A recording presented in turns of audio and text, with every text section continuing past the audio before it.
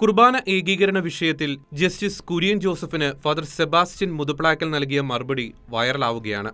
Facebook പോസ്റ്റിലൂടെയാണ് father Sebastian Muthuplackal justice Kurian ജോസഫിന് മറുപടി നൽകിയത്. ഫാദർ സെബാസ്റ്റ്യൻ മുതുപ്ലാക്കലിന്റെ ഫേസ്ബുക്ക് പോസ്റ്റിലേക്ക്: സുപ്രീം കോടതി മുൻ ജസ്റ്റിസ് ബഹുമാനപ്പെട്ട കുര്യൻ ജോസഫ് സാറിന് അങ്ങയുടെ ഒരു വോയിസ് നോട്ട് കേൾക്കാൻ ഇടയായതിന്റെ അടിസ്ഥാനത്തിലാണ് ഈ കുറിപ്പ് ഞാൻ എഴുതുന്നത്. അങ്ങ് പറഞ്ഞതുപോലെ തന്നെ സീറോ മലബാർ സഭയിലെ പ്രതിസന്ധികളെക്കുറിച്ച് ഞാനും വളരെ കുറച്ചു മാത്രമേ പരസ്യമായി പ്രതികരിച്ചിട്ടുള്ളൂ. കാരണം ഇത് പരസ്യ വിചാരണയ്ക്ക് വിധേയമാക്കേണ്ട വിഷയമല്ല എന്ന ബോധ്യം എനിക്കുണ്ട്. എന്നാൽ താങ്കളുടെ വോയിസ് നോട്ട് നിർബന്ധമായും ഒരു പ്രതികരണം ആവശ്യപ്പെടുന്നുവെന്ന് എനിക്ക് തോന്നുന്നതുകൊണ്ട് മാത്രമാണ് ഈ പ്രതികരണം ഞാൻ എഴുതുന്നത്.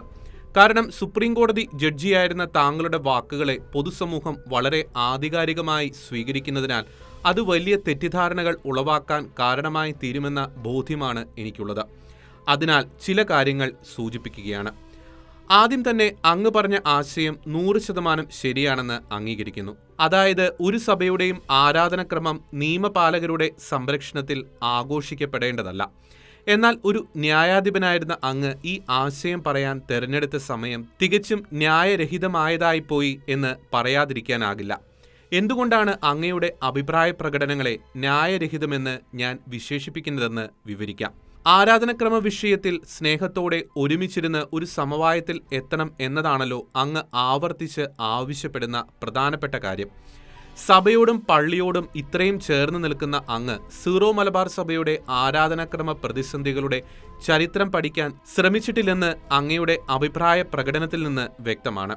ഒരു കാര്യത്തെക്കുറിച്ച് വ്യക്തമായി പഠിക്കാതെ വിധി പറയുന്നത് അന്യായമല്ലേ? അങ്ങ് പറഞ്ഞ ഈ സമവായം 22 വർഷങ്ങൾക്ക് മുമ്പ് തന്നെ ഉണ്ടായതാണ്.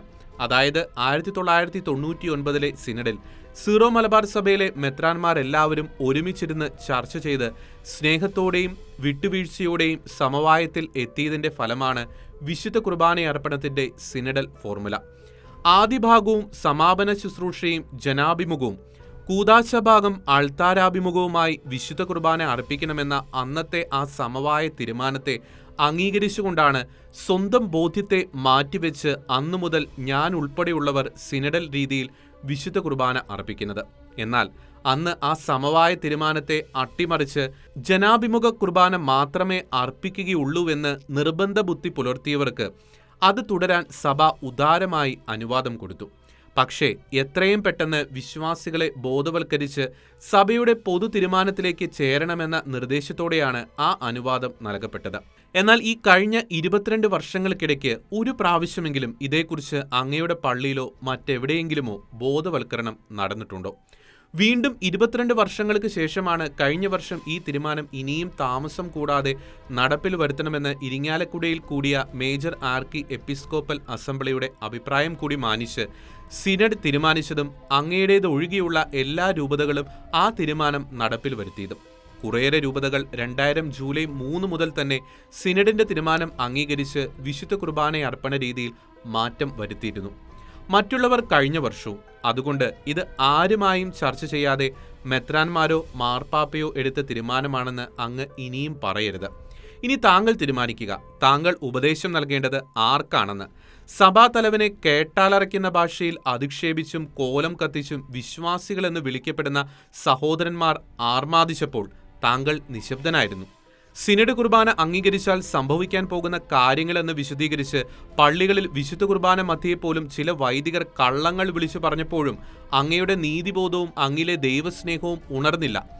മാർപ്പാപ്പ നിയമിച്ച അപ്പസ്തോലിക് അഡ്മിനിസ്ട്രേറ്ററെ കഴിഞ്ഞ ആഴ്ചയിൽ പള്ളി മതിലിനകത്ത് നിന്ന് അസഭ്യം പറഞ്ഞപ്പോഴും ന്യായാധിപനായ അങ്ങയ്ക്ക് ഒരു ധാർമ്മിക രോഷവും ഉണ്ടായില്ല.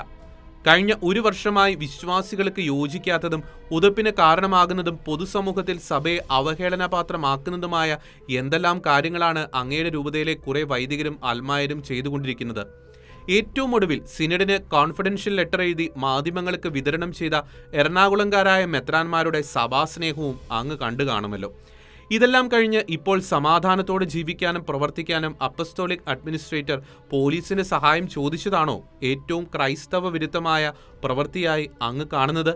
ആരെയായിരുന്നു യഥാർത്ഥത്തിൽ താങ്കൾ ഉപദേശിക്കേണ്ടിയിരുന്നത്? സുപ്രീം കോടതി ജഡ്ജിയായിരുന്ന അങ്ങ് യാക്കോബായ ഓർത്തഡോക്സ് തർക്കത്തിൽ ഉന്നയിച്ച ചോദ്യം മാധ്യമങ്ങളിലൂടെ ഒട്ടേറെ പേരുടെ കണ്ണു തുറപ്പിച്ചെങ്കിൽ ഇപ്പോഴിട്ടിരിക്കുന്ന ഈ വോയിസ് നോട്ട് കാര്യകാരണ സഹിതം വിധി പറയുന്ന ഒരു ജഡ്ജിയുടെ സ്വഭാവത്തിന് ഒട്ടും യോജിക്കുന്നതല്ലെന്ന് ഖേദപൂർവം പറയട്ടെ.